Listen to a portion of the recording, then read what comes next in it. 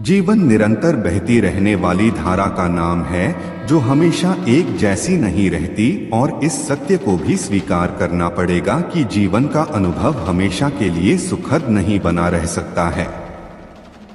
जीवन की यात्रा के साथ आपको समस्याओं और जिंदगी के विभिन्न पहलुओं का एहसास होता है।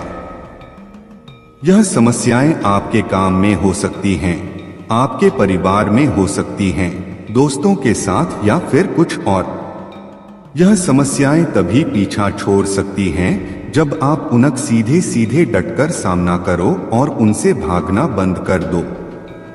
यहाँ तक कि भगवान शिव भी यही कहते हैं।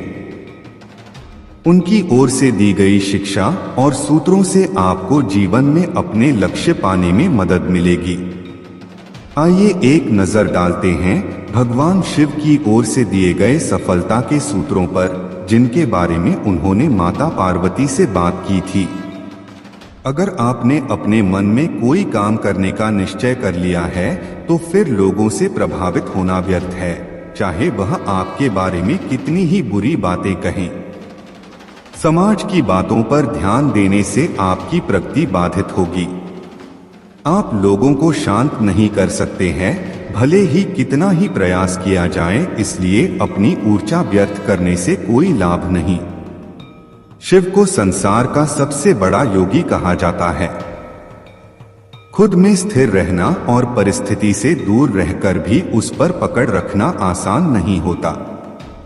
महादेव एक बार ध्यान में बैठ जाएं, तो दुनिया में कुछ भी उथल पुथल हो, लेकिन उनका ध्यान कोई नहीं तोड़ सकता।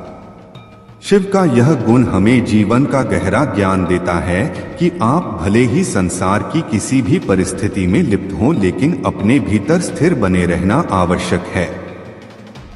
भगवान शिव के जीवन को देखकर लगता है उन्हें हमेशा अपनी प्राथमिकताओं का भान रहा।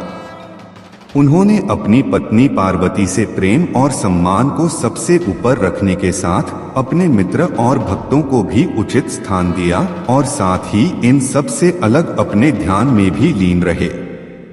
कब क्या करना उचित है वह ये अच्छी तरह जानते थे।